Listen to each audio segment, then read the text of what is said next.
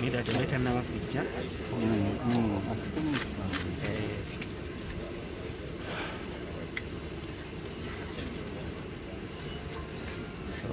No, te queda muy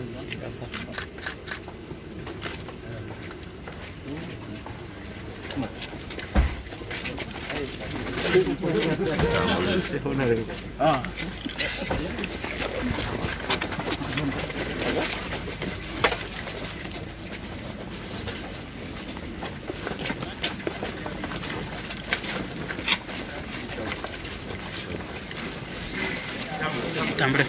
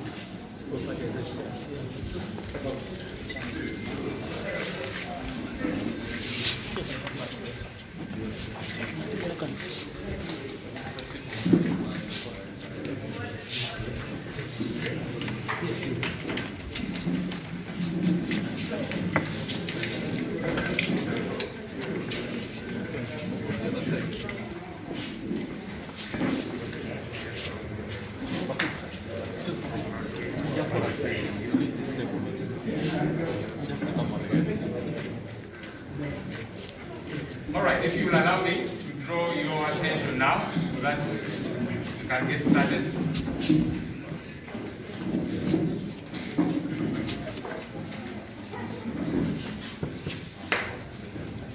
I request everybody to find a seat so that we are good to go. All right, ladies and gentlemen, you are welcome to today's press conference. Good morning to you all. My name is Besigye, the spokesperson of the People Power Movement, and I'm going to be working along Honorable BW'AKEDDE. She's the spokesperson of the People's Government. It's easy about something, but anyhow, nonetheless, you are very welcome. I'm going to request us to stand so we can begin by singing the national anthem, and then we'll also do a prayer. And we shall kick off. Let me request BW'AKEDDE to kindly come and lead us in the national anthem, while Honorable Harold Kaija gets ready to give us a prayer.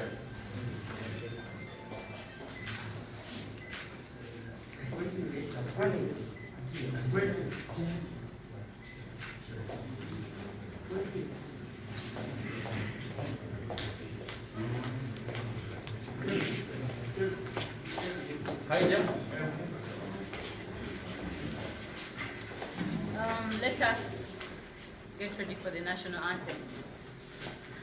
O Uganda, may God uphold thee. We lay our future in thine hands. United, free, for liberty, together we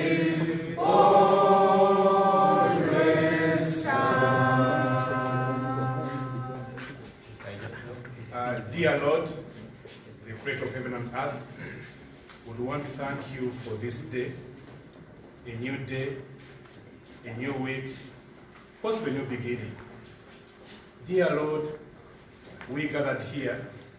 We come here as your servants, as a humanity who are supposed to provide leadership and guide this country to a new destination. We want you to bring in your Holy Spirit to come and guide us and lead us, give us courage, give us wisdom, so that we provide the right leadership to the people of Uganda. The starting of the kind of arrangement we're having here, let it be the beginning, not the end. To have a united force of change, which is devoid of greed, selfishness, blackmail, and hate, so that love, the self-aspiration of all of us to make sure we have a better country, Uganda. I pray this in the precious name of the Lord. Amen. Amen.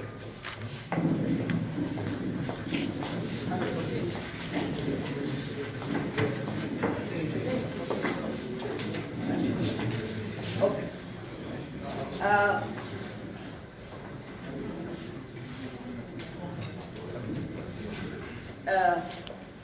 On this 15th day of June 2020, we are gathered here for a press conference that will be led by our principals, Honorable Kyagulanyi Ssentamu and Dr. Besigye, together with their colleagues, the leaders of the different political entities in Uganda. And we are here as a united force against dictatorship, injustice, inequality and oppression, plus bad governance for the greater good of Uganda. United against both political and health COVID-19. We are taking a step forward to advance what we have always been, united against the misrule, maybe this time make it more formal and focused, and failing is not one of our options. Ladies and gentlemen, today me and my young brother, Honorable Senyoni, She's asking if I don't mind. When she calls me honorable, of course I don't mind. we shall lead just because we are part of you, the pressmen. And we are going to say this. I just want to request him to take us through the program, and then we shall call on the person who is supposed to take us on at the next level to come here and brief this meeting. Thank you. All right, thank you, Honorable Namboze. You know, for a very long time, Ugandans have been saying, so the forces of change, you are all desirous of change, you want to see a better country. Why is it difficult for you to work together? And today's press conference is an answer to that question, that it's actually very possible for us to unite against injustice, to unite against bad governance, to unite against oppression, to unite against the dictatorship. And we have begun, and we are sending that message to Ugandans out there, that if, as leaders, we can be able to do this and say, look, we all want a new Uganda, we all want a better country, do the same out there, wherever it is that you are. And that's why we are here. I'll just quickly introduce, especially the leaders that we have here. Others will keep going on along the way, so I'll introduce those at the front, and then we'll get started. I see we have with us the Honorable John Baptist Nambeshe, all the way from Eastern Uganda. You're welcome, sir. We have with us Ambassador Waswa Dirigwa, is the chairman of the FDC. You're welcome, sir. We have with us Dr. Lina Zedriga Waru. She's the deputy principal of the People Power Movement. You're welcome, madam. And then I'll cross over to the other side. We have party leaders. I see Power, Honorable Patrick Oboy Amuriat is the FDC president. You're welcome, sir. It's okay to clap for these people. We have with us John Ken, the man, Honorable Lukyamuzi. CP. What's up, everybody? Yes. There you are. I don't know whether he's very conservative, but yes, he's a good man. We have with us the Honorable Asman Basalirwa. He's the president of JEMA, and he is also the president of IPOD. We have with us the Right Honorable Elias Lukwago. He's the Lord Mayor, Kampala Lord Mayor. So thank you for coming. We are sure you to jump to yoga. He's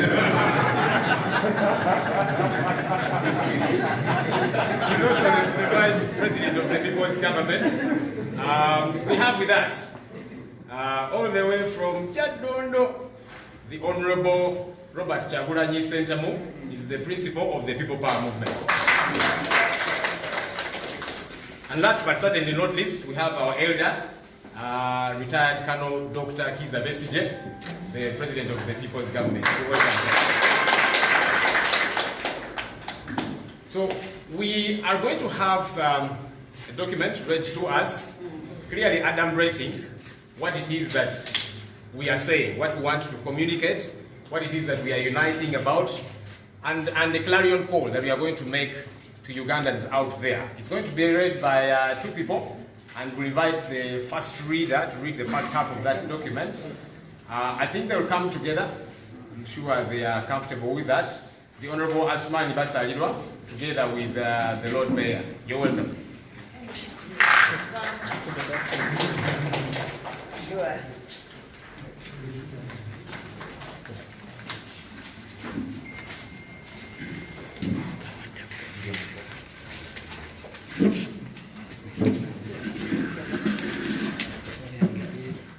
Dear our principals, distinguished party presidents,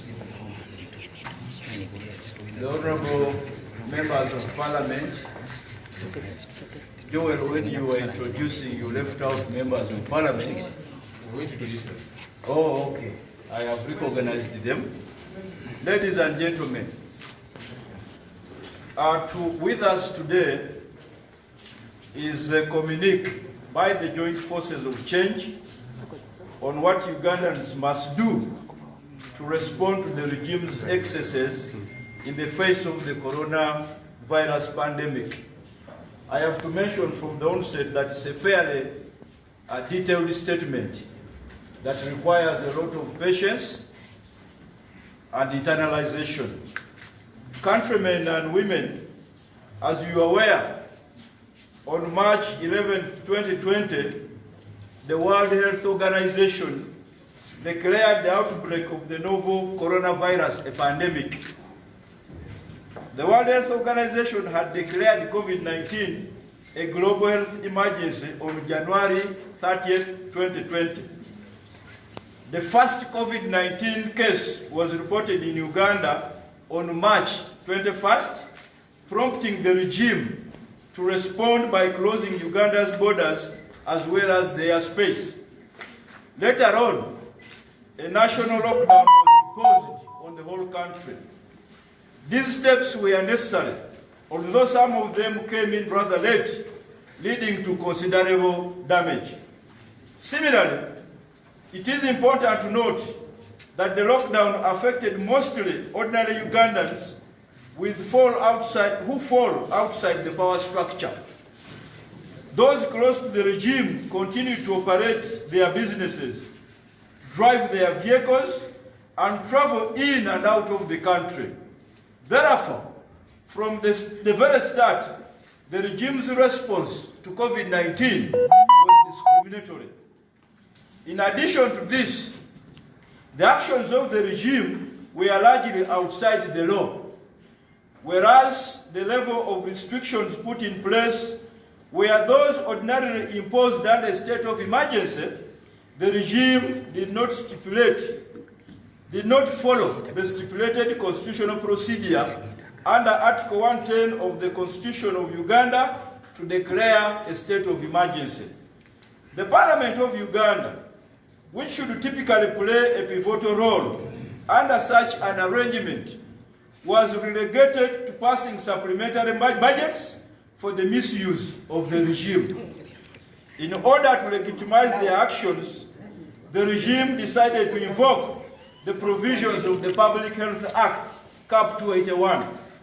Even then, because of President Museveni's persistent desire to politicize the entire process and project himself as the owner of Uganda, he usurped the powers of the minister under Section 36 of the said law. Therefore, Minister Jane Ruth Achengi's role at signing the stopped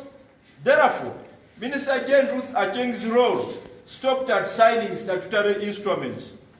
President Museveni has run the entire response on presidential decrees and directives. No wonder everyone in this country, including police officers, have been implementing what Museveni says through his addresses. This further goes to show the absolute lack of respect for the Constitution, the attendant laws and institutions. Throughout the course of this period, the brutality of the regime on the citizenry has been at its peak. In enforcing the presidential directives, the police, the army, and other armed groups have used excessive violence against the citizens. Pictures and videos of LDUs beating up helpless citizens in Kampala, mothers being molested by security forces in Eregu, mothers being loaded onto prison trucks in Lira, 2 Ugandans being shot in broad daylight in Masaka, Ugandans being shot in different parts of the country, among others, are still fresh in our minds. The use of coercive arms of the state has been ubiquitous, and we condemn this in the strongest terms. In reviewing the handling of COVID-19 in Uganda, we are coming together as democratic forces in this country to not only highlight our review of the mismanagement by the regime, but to also make a clarion call on the people of Uganda to rise up and defend themselves against the continuing effects of bad governance. The review of the regime's handling of the pandemic. One of the tragedies of our country is that President Museveni is running the country as if it is his private home or property. How he has thus far responded to this pandemic is no different. He has deliberately chosen to micromanage the response from State House as opposed to allowing institutions to function. The civil society, traditional and religious leaders, as well as other stakeholders, were locked out of the process. In a functioning democracy, these stakeholders play a very prominent role in ensuring that the government is fully accountable, more so in times like this, where ordinary citizens have been locked up.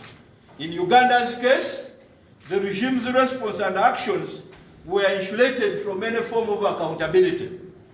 In specific terms, we shall highlight a few issues that have been grossly mismanaged. Number one, hunger and starvation. Our people are hungry and starving. Even before the COVID outbreak, the state of food security has been deteriorating, more so in eastern Uganda and parts of northern and central Uganda. The lockdown has only worsened the situation. Although the regime procured a supplementary budget of 59 billion shillings to feed 1.4 million people in Wakiso and Kampala, only a few of them were reached with some little relief, which could only take them for a few days. In a very discriminatory manner, Ugandans in other parts of the country who were similarly under lockdown were not planned for, with the resultant effect that millions of Ugandans are starving. A parliamentary resolution to hold food distribution until government puts in place mechanisms to reach all Ugandans with relief was ignored. When the idea of a district task force was mooted, it was expected that more people outside Kampala and Wakiso would be reached. The reverse has happened. It was largely about posturing. The procurement of food and its distribution exercise, even in the few areas highlighted, has been riddled by corruption, with the citizens getting rotten food in many cases. I am aware the Honorable Semuju did present rotten beans in Parliament. and it is on record. The effects of hunger will be long-lasting. According to UNICEF, more than 1/3 of all young children in Uganda, close to 2.4 million, are stunted. The damage caused by stunting is irreversible. This was the situation before the outbreak. Instead of prioritizing the future of these malnourished children, the Uganda regime has been passing supplementary budgets in insane amounts for State House, classified defense expenditure, among others. As it normally happens, this money is going to be used for patronage and to procure tools of violence. The Ugandan citizen is on her own. Number 2, health. The nature of public health crisis we are faced with necessitates that our analysis begins with the health response. The pandemic is being confronted by an underfunded health sector. Regional referral hospitals, which are designated treatment centers, were audited in 2018 and found to be under-equipped and lacking senior medical staff. We share in the public outrage that has been stirred by the wasteful budgeting and expenditure that has generally characterized the COVID response. Nebi district, for instance, is emblematic of this state of affairs. One of the 165 million dispersed, 50% was spent on allowances, 20% on staff welfare, and the remainder on fuel and car tubes. Line institutions such as the Uganda Virus Research Institute have chronically been underfunded and understaffed. One of the 9 billion shillings allocated to the institute in the financial year 2019-2020, only 1 billion was dispersed. This means that the preparedness for the crisis, foreknowledge of which was available since December 2019, was already fated to get off on a weak start. And surprisingly, on May 12th, Uganda Nurses and Midwives Union warned of industrial action after national medical stores delivered drugs and other supplies without personal protective equipment. The union acted upon their warning and began industrial action on May 20th for lack of allowances and protective equipment. Reports of unpaid medical allowances and even salaries from March through May have circulated in the media. Notwithstanding a presidential directive to provide masks to all Ugandans above the age of 6, the Minister of Health has recently told Parliament that they need a supplementary budget to cover free masks. Given that the figures from April 14th indicate that interstate truck drivers are the primary conduit of the disease, the response to this threat was slow. The presidential directive of May 10th to quarantine the trucks at points of entry pending test results was only implemented on 20th and 21st after 158 had been allowed entry. Recent results are now showing COVID-19 cases among their contacts as well as community cases. At the regional level, inability of the East African community leadership to agree upon and implement a common approach on testing, treating and quarantining further stifled containment. This lack of testing protocols and the subsequent discord between numbers has aroused public and official suspicion about falsification of results between the East African member states. These multiple mishaps raise questions about the rosy picture painted by the National Task Force in its 14th May country briefing on the status of the country's preparedness and what was being done to stem the spread of the virus. Education. Learners in their final years from primary to tertiary levels will be able to sit their exams following the relaxation of restrictions on finalists. But most parents are worried. They have been under lockdown and therefore not working. Most of them will not afford school fees, even other scholastic materials such as geometry sets. The government is not saying anything about assisting them in this regard. The failure to distribute complete sets of learning materials to all learners countrywide will adversely impact the learning outcomes expected at every stage of the curriculum. Reports that learning materials are being sold have also tainted the integrity of the process. Relatedly, the failure to deliver e-learning, as well as the inability to distribute materials for printing in districts, despite the expenditure on the national backbone infrastructure, is an indictment on the management of education at the technical and political levels. Information from the Auditor General shows that about 1 billion shillings was spent on 78 unused internet connections. Only 445 out of the 20,000 connections are in use. In this vital service, the taxpayer and our learners have been shortchanged. Transport. Millions of boda riders in Kampala and elsewhere in the country have had their livelihood disrupted, and no relief package for the loss of income suffered as has been extended. The same has been the fate of tens of thousands of taxi drivers across the country. The scale of desperation becomes apparent if one considers that 83% of Uganda's labor force is in vulnerable employment. A scattering of relief food has only been provided to very few people at a snail's pace. To add salt to injury, the government is mooting plans to restrict taxis and bodabodas from operating in the central business district in Kampala. Although the regime has denied that they plan to eject them out, the conditions they are imposing on taxis and bodabodas have the effect of keeping them out of business, and it is clear that it is the regime's intention. Moreover, the operators of these bodabodas and taxis were never consulted. The regime, which has always viewed them as a threat, is taking advantage of the lockdown to expunge them out of Kampala and therefore out of employment.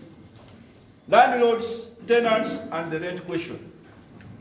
As forces of change, a presidential directive to the effect that landlords should not evict tenants and that a grace period for rent should apply did not go enough to provide a framework or timeline within which areas would be paid.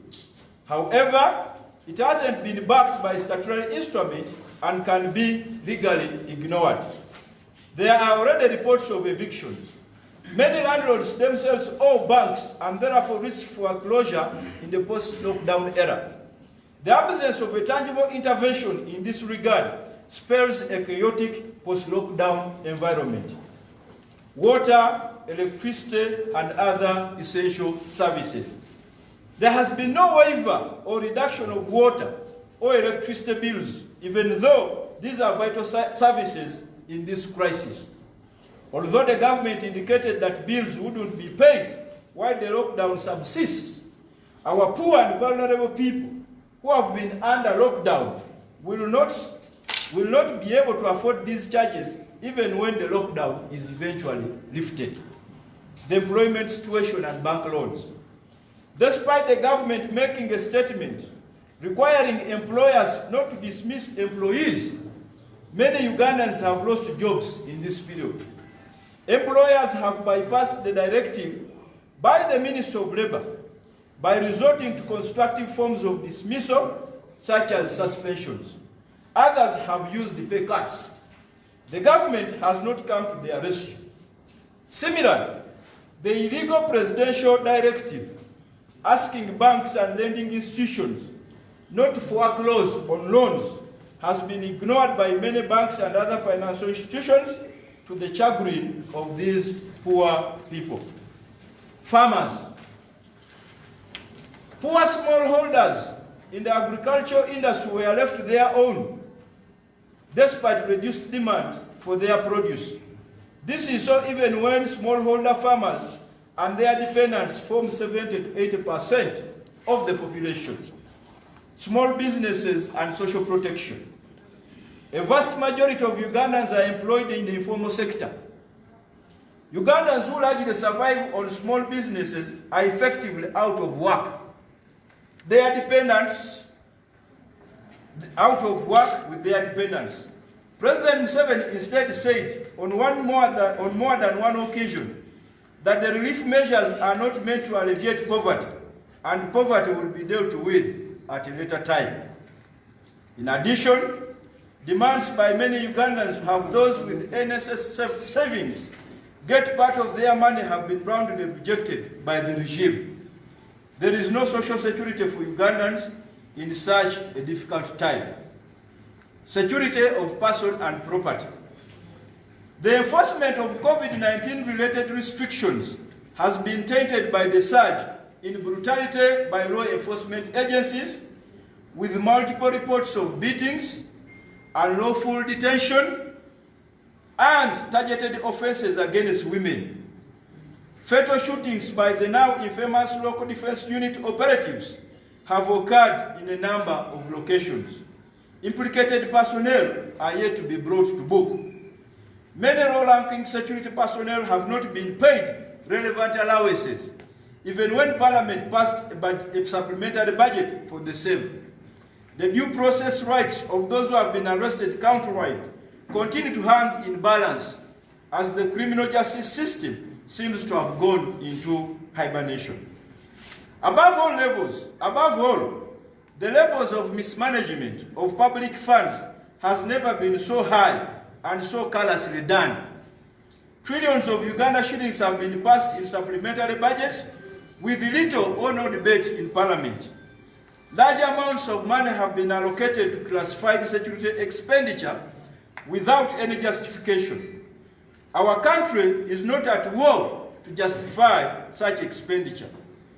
Part of the money passed in this period has gone to Mr. Museveni's patronage schemes.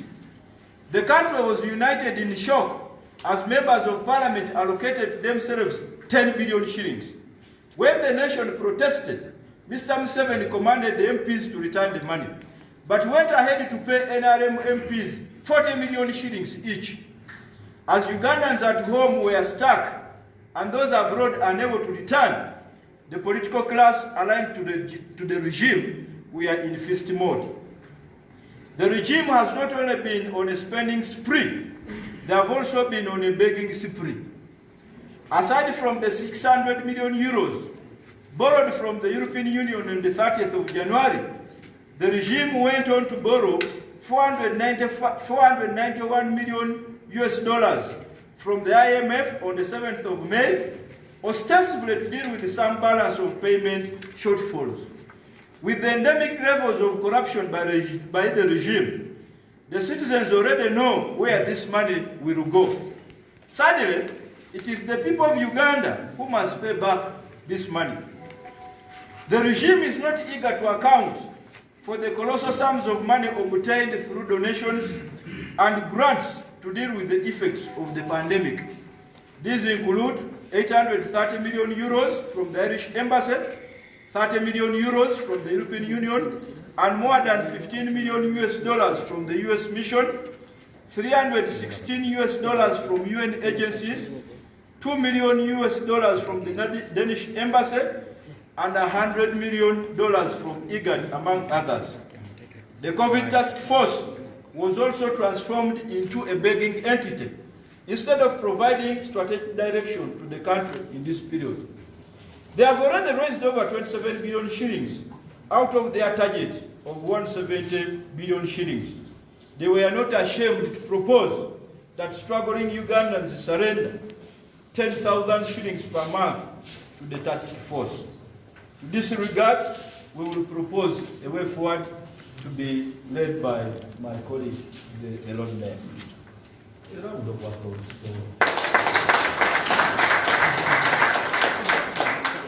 That elaborate background given to us by Honorable Ambassador.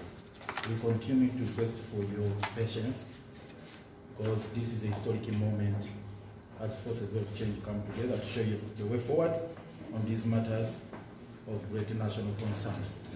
The way forward. With this prevailing situation and circumstances, the citizens of Uganda are being called into action. The citizens are poor, hungry and desperate. The regime is holding on to incredible amounts of money which must be put to use to improve the lives of our people during and in the post-COVID period.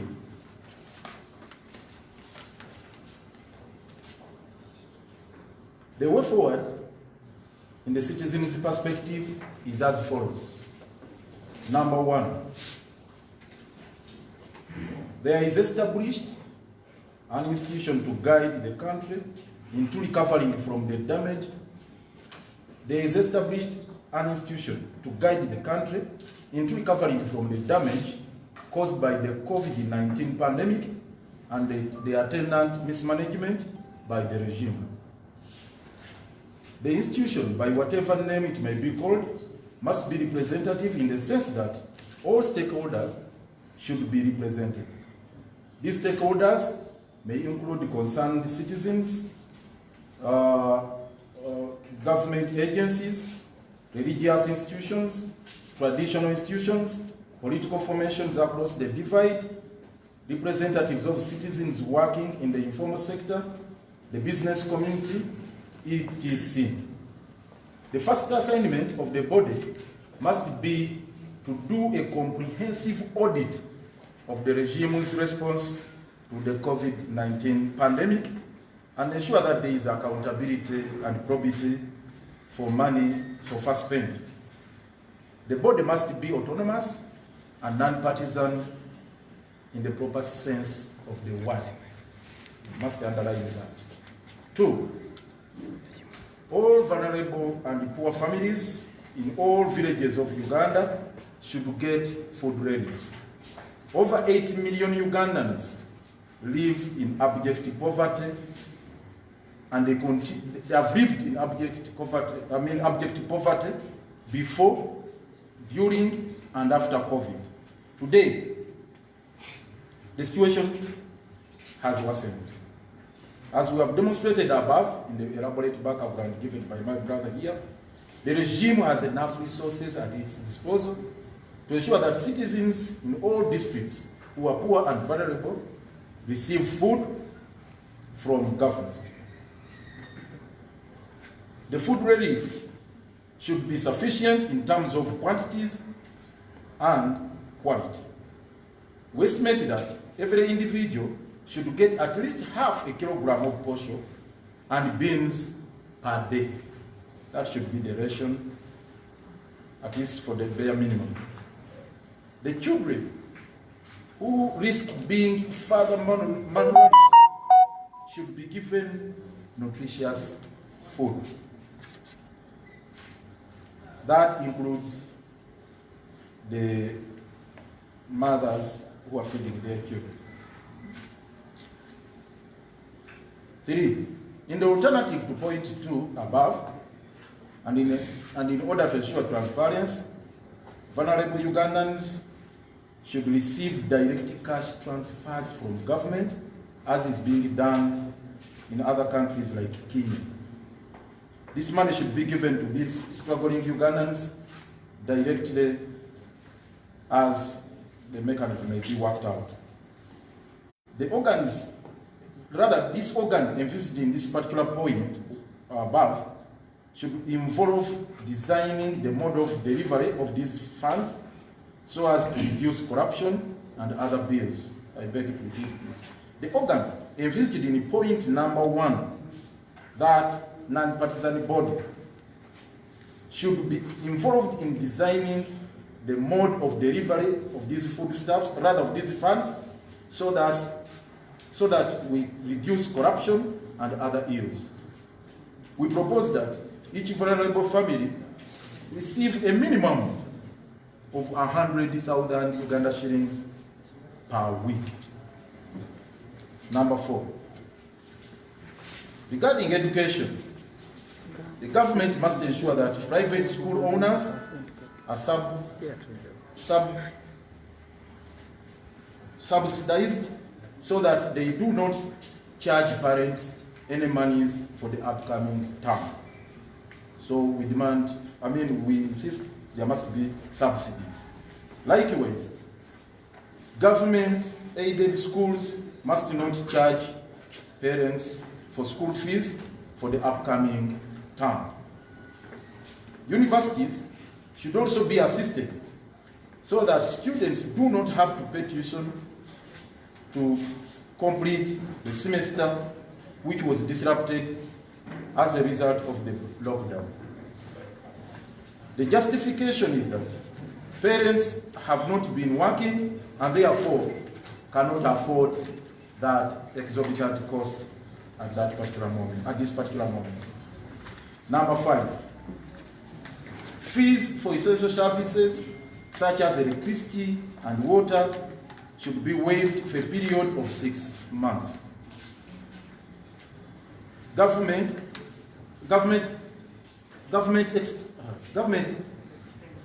extended the payment.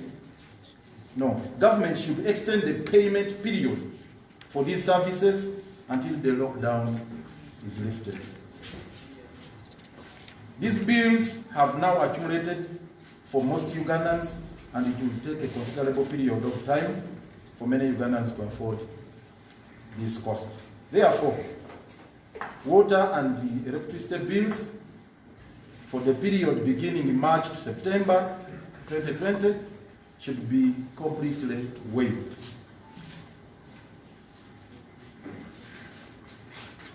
Government should extend a subsidy to National Water and Sewage Corporation, UMEME, and other responsible organizations dealing with utilities to enable them deal with the deficits accruing to them as a result of this state of affairs. Number 6, border riders and taxi drivers should be assisted instead of being ejected out of the central business district and indeed the whole of Kampala. For avoidance of doubt, KCCA, don't look at me as KCCA. For avoidance of doubt, KCCA and other agencies should immediately drop plans of ejecting these countrymen and women out of Kampala.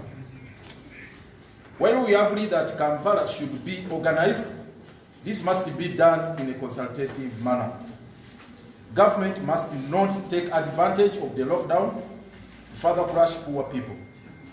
Besides, Ugandans who use these services must have accessible and affordable alternatives before such drastic measures are taken. Development must not come at the expense of livelihood and at the expense of the most vulnerable.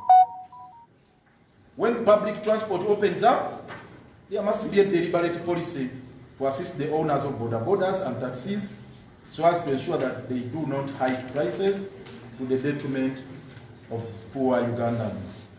7, Ugandans who have saved money with NSSF must be given between 20% to 30% of their money to assist them deal with the effects of the lockdown and the vagaries of the COVID pandemic. NSSF is a social security fund. It does not own this money, but holds it in a trust for the people who save their money and to deal with such situations such as this particular crisis. There must not be any excuse to deny them their hard-earned money. 8, tenants should be given a grace period of 8 months without paying rent, both for commercial and residential premises.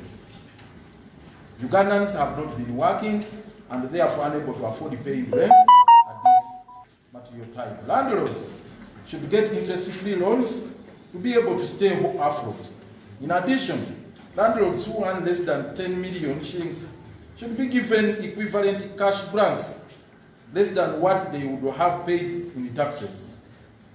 For the other landlords, the lost income should be treated as a tax-deductible expense to their businesses.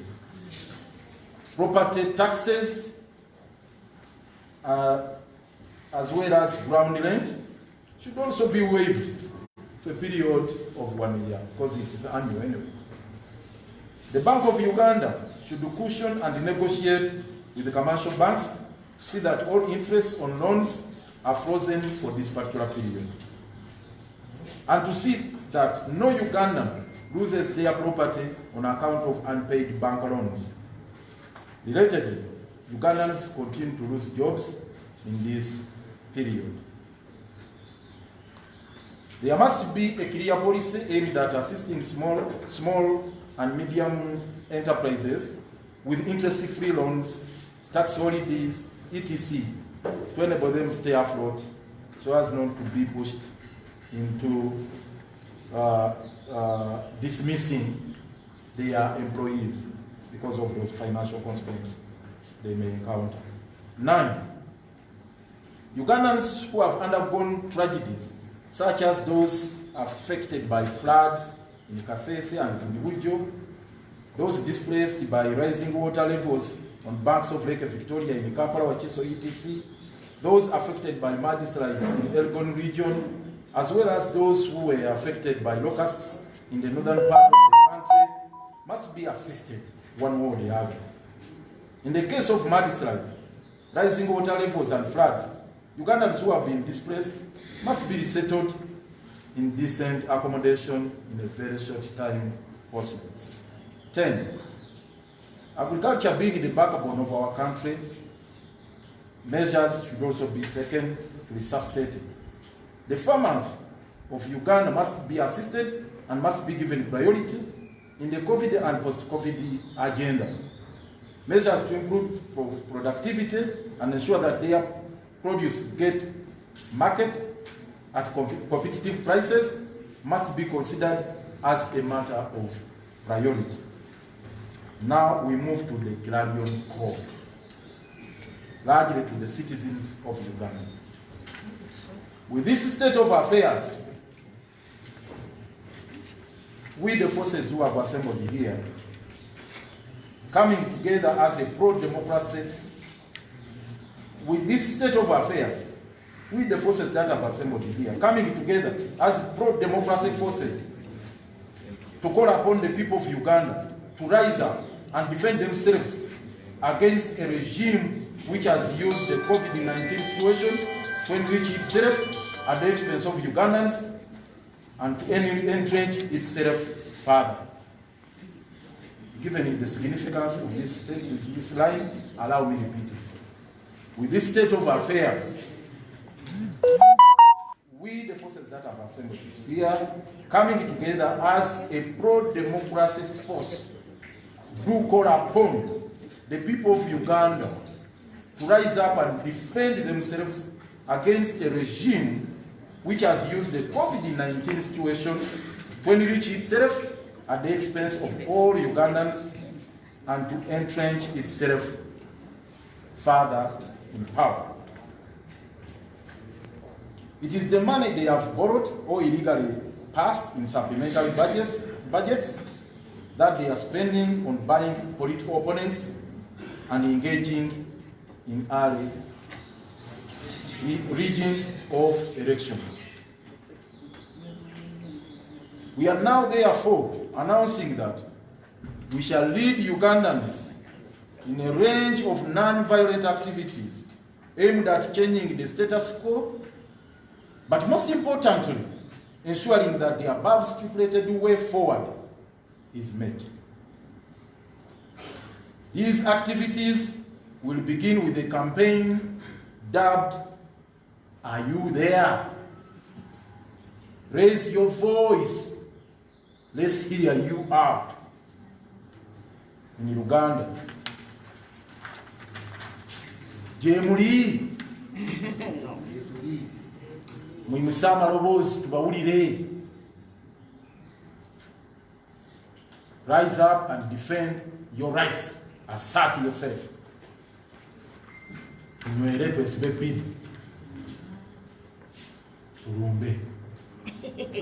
We shall request all Ugandans to hit anything that makes noise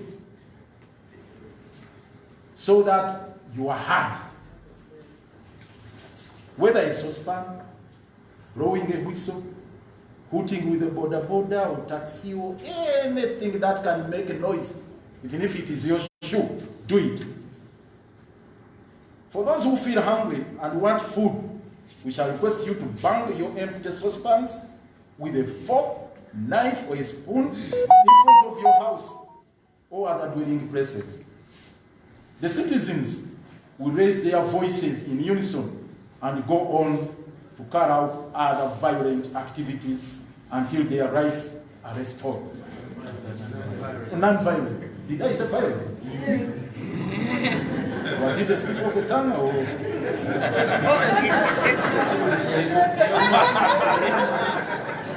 I need to.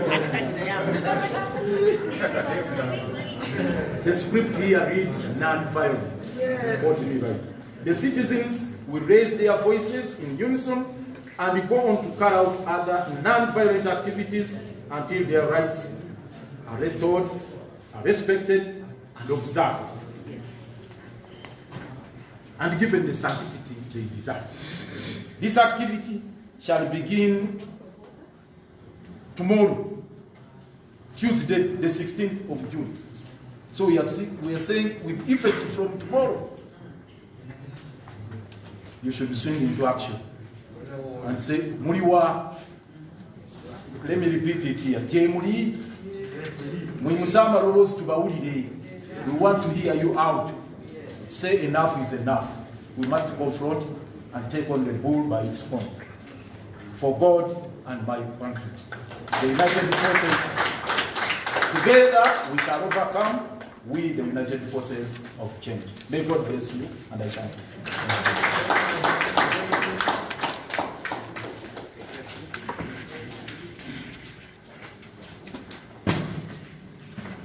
We wish to thank the President of Kema and the Vice President of the People's Government, also the Lord Mayor of the capital city, for giving us a brief state of the nation. I heard people whispering behind here when we started talking about COVID. And they thought, hey, why start with COVID that started yesterday? But first of all great things start somewhere. I know that Ugandans have been moving under the dictatorship for long. But if anybody had any doubts about Mr. Museveni's intentions, COVID has assisted everybody to know that we don't have a government in Uganda. So don't fault us if you see us starting with COVID, because that is where we are. We can't continue burying our heads in the sand. We are going to start here. We are all quarantined in our homes, and we are going to show this government that it has no power whatsoever to lock up Ugandans to die of hunger in their homes. I will request my able I get tempted to call him my deputy, but he's not. He's the spokesperson, and we stand here as equals.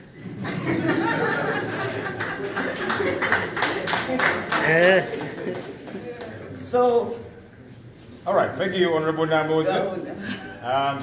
You know, we personally do salute, you know, there's people that have been in politics for a while. We have learned a lot from them. The Nambozes of this world and several others in this room. We are glad that they showed us the way, and we have come on edge, and we are now on the front line with them. And as the Baganda say, BW'AKEDDE, that even that whom you've given birth to can drum and you dance. So anyway, the stage has been set, and as you can see this banner, we are saying no, NEDDA. Who is saying that? United Forces of Change, Uganda'S. We are saying no to injustice, we are saying no to inequality, we are saying no to oppression, we are saying no to bad governance. And we are saying we should do that as Ugandans, regardless of where we fall politically or otherwise. Because we all want a better country, we're all interested in a better country. And just before we invite one or two leaders, a few leaders to speak to us, and then the principals, I just take note, as we had said, we'll take note of the MPs. The chairman, iPod, reminded me, you know, he's their boss. So I just take note of these good people. We have with us the Honorable Anna Adeke. Adeke is the National Female Youth MP. Kindly stand and say this wave.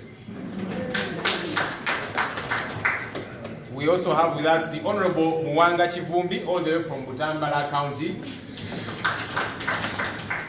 We have with us Honorable Latif Sebagala Sengendo from Kawempe North. Honorable Ibrahim Sembujunganda, he's from Kira Municipality. He's a spokesperson like myself. It's good to see you here, sir. Honorable Nzoku William from Busongora North. All the way from Kasese. We do commiserate with you, Honorable. The happenings there, and please let's do whatever we can to stand with the people of Kasese. We have with us Honorable Roland Kajinda, all the way from Rukunjiri Municipality. Honorable Francis K. Utevi from Lukyamuzi Municipality. He's all the way from Toja Chambers. Yes, we laugh, but it is very sad. But we are glad that you've gained some strength and you could be able to join us here. We also have with us Honorable Florence Namayanja, Koto County East. I saw the Honorable Puga walking in. Did I see right? Oh yes, Patas Puga from Masaka. I saw Mayor Serunjo Jiwedembe from Kawempe. Thank you for joining us. Oh, we have with us Honorable Michael Kabazikuruka. Honorable Kabazikuruka is actually very special to me because he is my current MP. So you're very welcome, sir.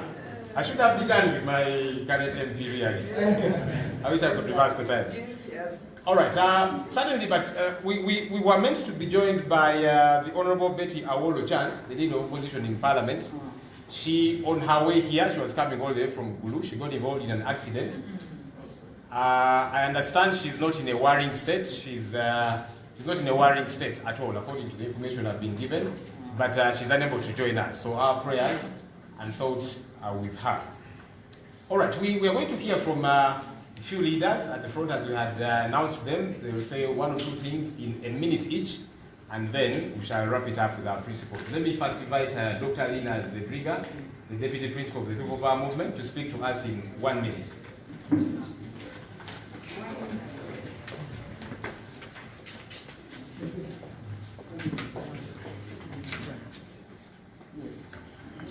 Our principals here present and the members of Parliament, allow me to speak in a very organic language, and that is Lugara, because this is for us Ugandans. Our first Rumoni P Uganda, Amandroa, Tualo, Bakwara Pie, Eteke Amadri, Manvibe, Woro Ba, Amodu Kudupi. Apa the animal, Bate Doine Adulesico, Ma ini, Ma Ruadi, Ma ini, Ba Western Aliani, and Rendredi Nimilesi. Amemukitualo, Ametikitivo, Ametikitualo Kini, Amalo Alomo, Poti, Ametake Amoduku, Lamayoki yo, Urikoko. In summary, she is saying that the people of Western Nile, like all of you, Bakoye Jogo,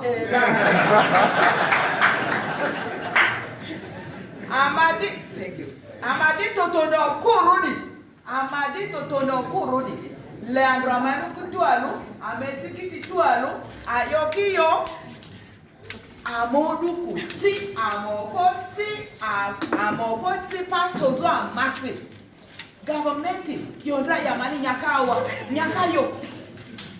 Teani, Orimayo, Asokipa Tualo, Edozo Drusiudu Irisi, Sufuria Nia, Kanolangi Nia, Kanikopo Nia, ibimidria, igbangili, ngili, ndo.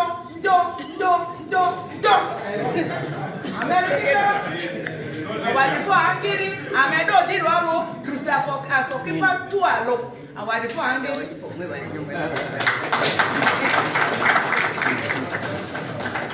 I thought Robert Besigye was going to translate for us. That's okay, I guess he was giving company. Mama, yes, we agree with everything you have said. Thank you. It is correct, and we have nothing useful to add.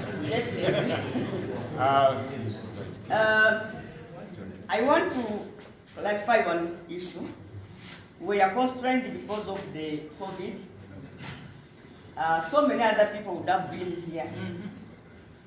The few of us who are here are representing the so many who would have liked to be here, but we couldn't afford to bring everybody down here because we are required to give space to each other. I now have the honor to invite Honorable Lukyamuzi, the man. Yes.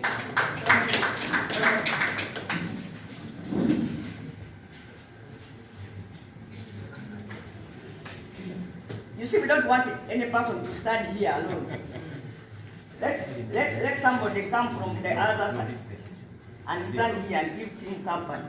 Anybody who is willing. No, it's okay, it's okay. The man, yeah. 2 minutes. No, it's okay. I have already been introduced. Come. As president of the Conservative Party, I'm excited by the statement which has been given. But before I say anything, allow me to congratulate the two principal leaders here present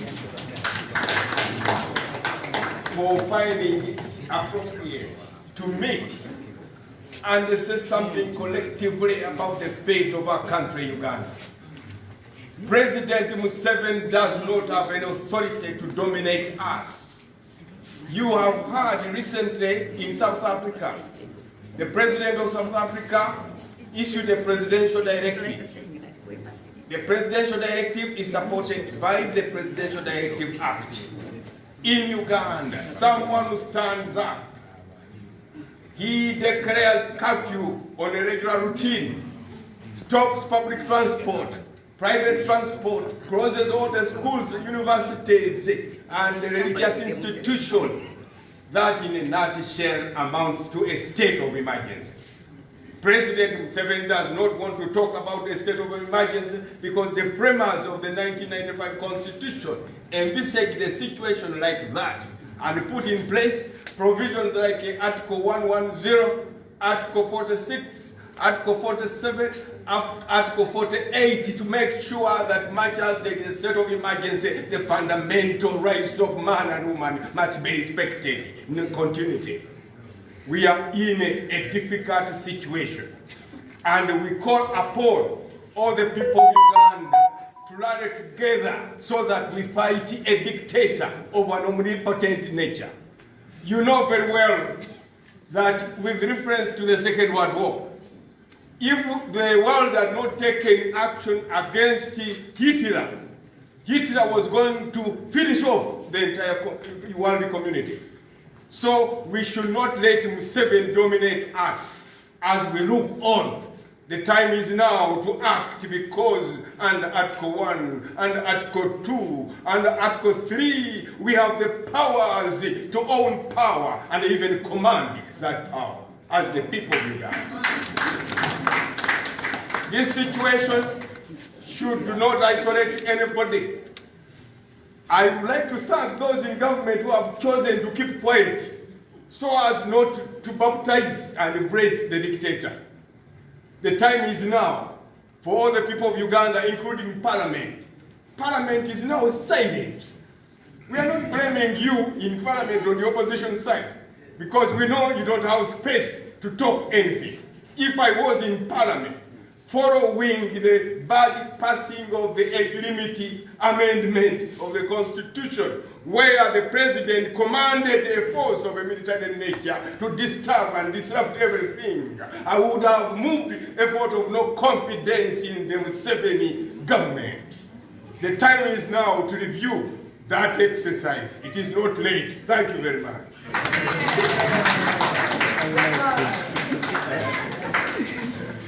Thank you very much, the man. All right. I'll also mention that we were meant to join by Council Peter Walubiri from UPC. He got one or two challenges and he's not been able to come through, but he did send his apologies. Let's now invite POA, Honorable Patrick Oboy Amuriat, the FDC President, to speak to us in 2 minutes.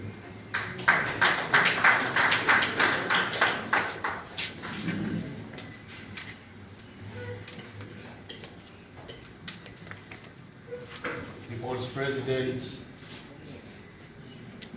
my brother, the leader of the People Power Pressure Group,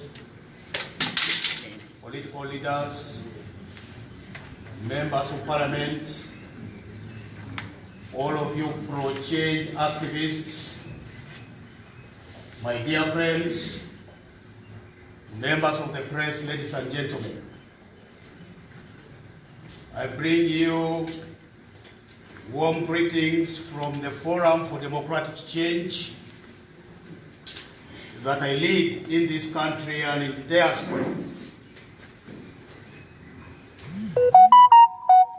Before I make my substantive remarks, I would like to congratulate everybody who has painstakingly put what we are celebrating today or ushering in today, make it a reality and something that we will offer to Ugandans as a vehicle for liberation.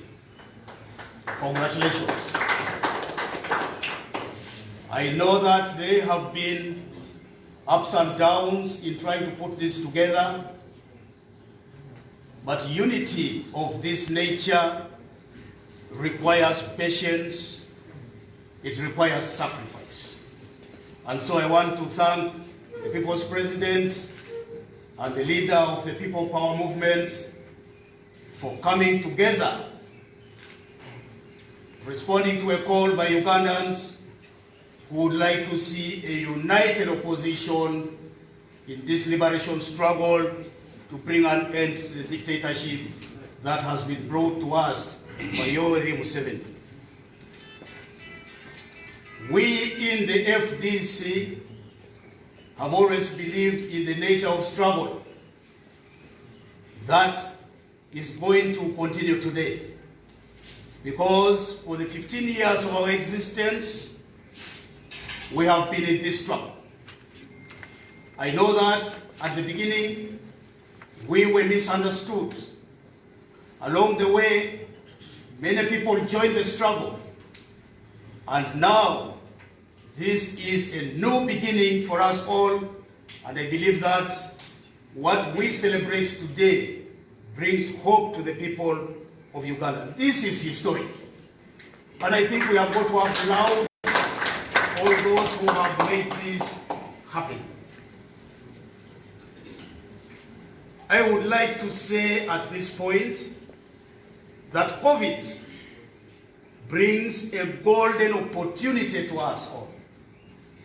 Because through this COVID, the claws of the dictator have been exposed more than before. The theft that has happened, mismanagement that has happened, lack of respect of human rights that has happened, and now, using the money that has been stolen, the dictator wants to continue subduing the people of Uganda and marginalizing us politically. This will not be accepted. The election, the so-called scientific election, is one way in which the election of 2021 is being rigged. I want to say to those who have vested all their hopes in the election of 2021 that time is now for you to struggle. Because it's not going to be a good result. If you hope that Mr. Museveni, using a scientific election, where you are not going to go to a podium to speak and you are restricted just to a television that you may not get to appear on, a radio station that you may never get to appear on, or even social media that is limited to just a few elites. You know, in my village, probably I'm the only one who knows how to use WhatsApp. And so I want to tell you that the election of 2021 is already rigged. It is not an election. And as we have always said before, we go into election not to expect any result different from Mr. Museveni being announced. We go into election as fighters. We go into election as combatants. We go into election defiantly. And I want to make a call to all of those interested in contesting in the election of 2021, that time is now for us to bring down the dictatorship so that we may enjoy our country, so that we may be able to have a credible, free and fair election. My call to all of us who unite today, a unity of purpose, is that we have got to be patient as we shoulder on. My call to you is that our struggle should be devoid of greed. There's really nothing to fight over now, my dear friends. After we have got there, that will be the time for us to share the animal. For now, it is foolhardy to begin to book the thigh of that animal, to begin to book the neck of that animal, or even the hide or liver, because, my dear friends, the animal is not yet down. It is still running. And so, I expect this unity to be full of sacrifice. By the way, taking on the dictator does not accommodate cowards. If you are somebody who fears and think you are just going to talk from the safety of your bedroom, you are just going to talk on WhatsApp and threaten on WhatsApp, you are in the wrong place, my friend. This place is for courageous people who are going to open their chests to the dictator and say, here we are, we have come for you. Here we are, we will face your guns. Here we are, we will face your cannons. That is the struggle that we in the FDC have engaged in. There has to be mutual respect. When I see forces of change fighting on social media to bring one down, I shudder. I feel very shy and disappointed. That is what we call negative energy. We need to deploy our energies where it matters, and our guns from today going forward should be directed towards the dictator. Thank you very much for your kind attention. God bless you all.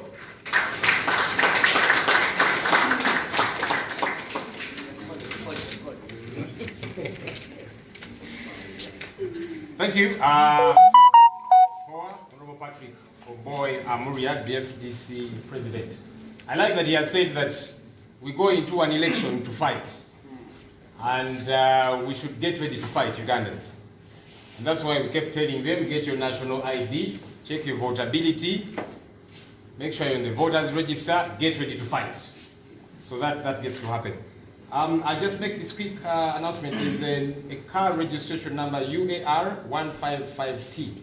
UAR155T. I'm told your tires have been removed. Please run to your car. No, your car is safe. You are blocking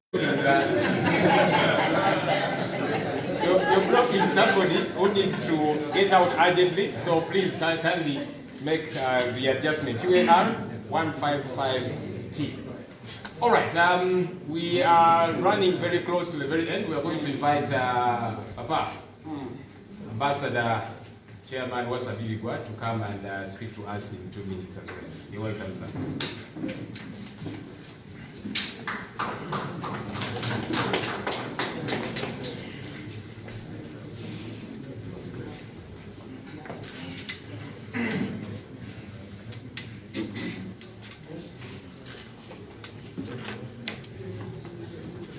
People's President,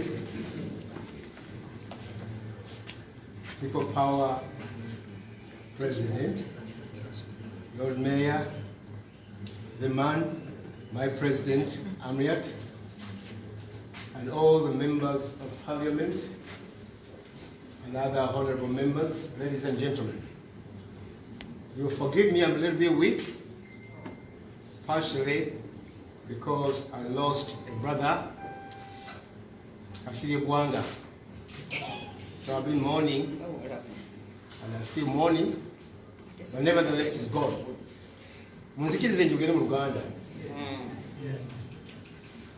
Lunaku lwa leero, lunaku lukulu nnyo. Ffe abavudde emabega nga tulwana, ndowooza n'envi muziraba. Okutuuka ku lunaku lwa leero, nina essanyu nnyo nnyini.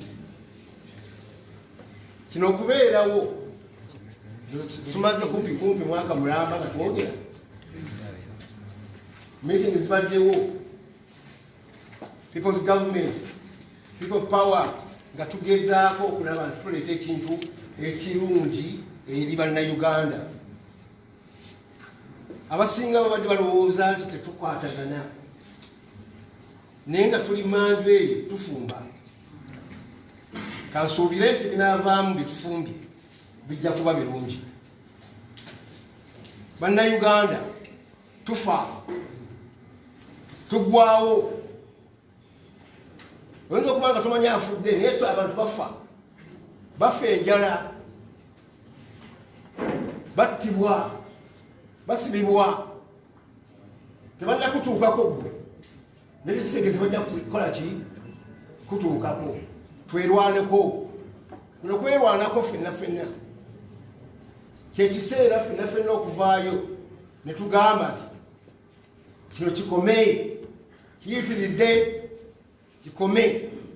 Tubasaba mwenna, programu zonna batuleese, muveeyo n'amaanyi, kubanga bano baagala okulaba nti tulina abantu abatukirizaamu, abasobola okujja ne balwanyisa. Bano banalaba nga tuvuddeyo ffenna.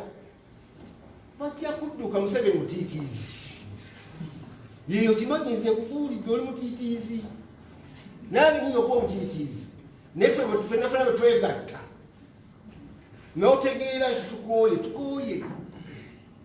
Basaba mwenna bampuliriza, abooluganda, mwenna ebibiina byonna bibadde ebweru. Mujje tukole. Nga tuziika Kasirye Gwanga nagamba ne baali ba general. Nimbaga nti mwemufuga nti mutulimbalimba. Mutulagaanya ono yekka gavumenti. Tewali gavumenti. Mwe mukutte ekintu. Naye mbaga nti muveeyo. Namwe mutwegatteko. Tuleete change. Olwokuba bampadde obudakiika bubiri bwokka. Naye mbasaba bannange, mwenna abatuwuliriza, abatulaba, ffe ekintu tukifumbye, tukireese, kansubire munaakirya.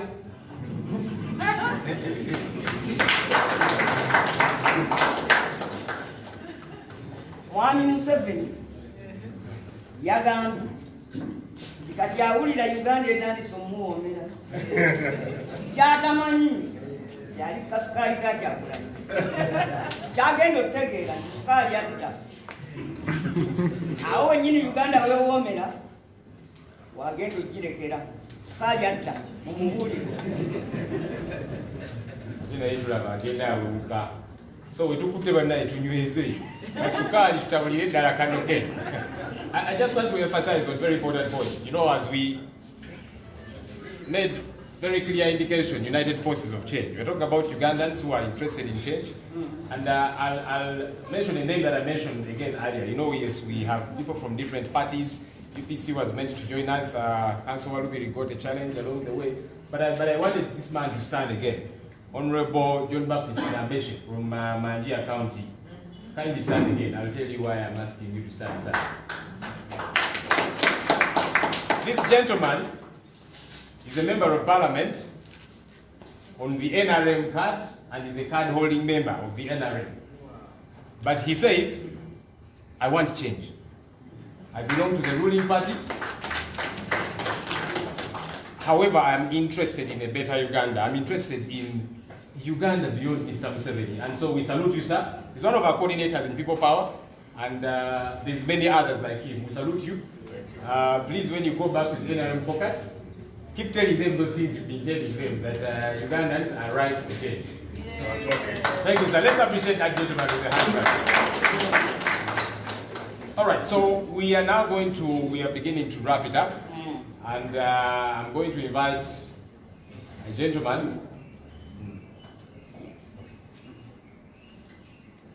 We have agreed that the person we are going to invite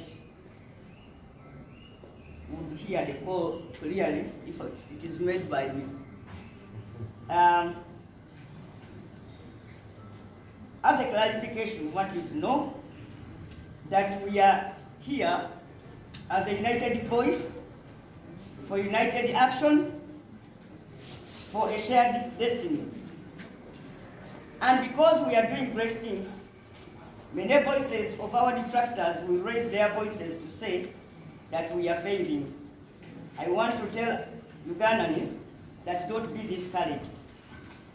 Because we are stronger now that we are together, our detractors will make a claim that we are weaker. Just ignore them. Because we shall win, our detractors will say we will not win. Just know that those are voices of arrogant failures. Smile at them.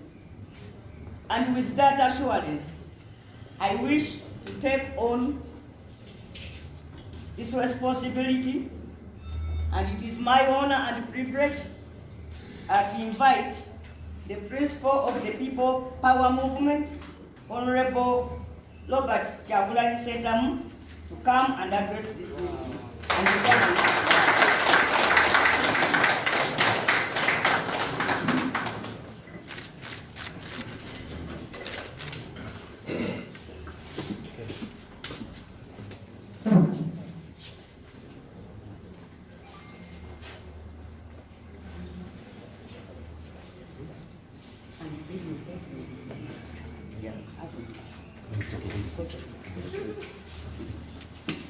Thank you very much, our dear MCs and spokespersons. See, I'm still a music person. And whenever so much speech is given without music, that spirit of music comes back to me. And because the idea today is the United Forces of Change, I would like to musicize it, if that word exists, for a bit, and say, United Forces of Change, the only way we will get a liberation. Again, United Forces of Change, the all of us must come together as one. One more, United Forces of Change, the only way we are going to get a liberation. Again, United Forces of Change, opposition must come together as one. Our people complaining night and day. They wonder why they continue to live this way. All we know that things can change someday if we really want them to change anyway. Uganda land of abundance, but Ugandans living in deficiency. Museveni wants like presidency. We must abandon that silly tendency. Uganda rich, but Ugandans poor, because the leader is drunk on power. He runs nation like family affair. The citizens suffer, but he don't care. Let's sing United Forces of Change. I like that.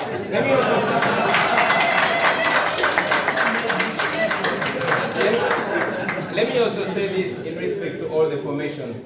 And I'll say, Whether you are JEMA, whether you are DP, whether you are NRM or you are FDC, whether you are CP, whether you PC, whether you are ANT, banegwanga bali malawo, abanyazingata abantu bali mukufa na njala, bwe twekatane tugoba bana bajega tusobola okutasa eggwanga ensega. Thank you very much. Dr. Besigye and the People's Government and all the composing formations of the People's Government, the leadership of the People Power Movement and all the composing formations of the People Power Movement. Fellow leaders, ladies and gentlemen, I am privileged to once again be alive when we take this monumental step. We come together as the United Forces of Change. But before anything, I want to salute our elders who saw the way, went that way, and showed us the way. In particular, I want to salute you, Dr. Besigye. I want to salute John Ken Lukyamuzi, the man. I want to salute the Lord Mayor. I want to salute Dr. Zedriga.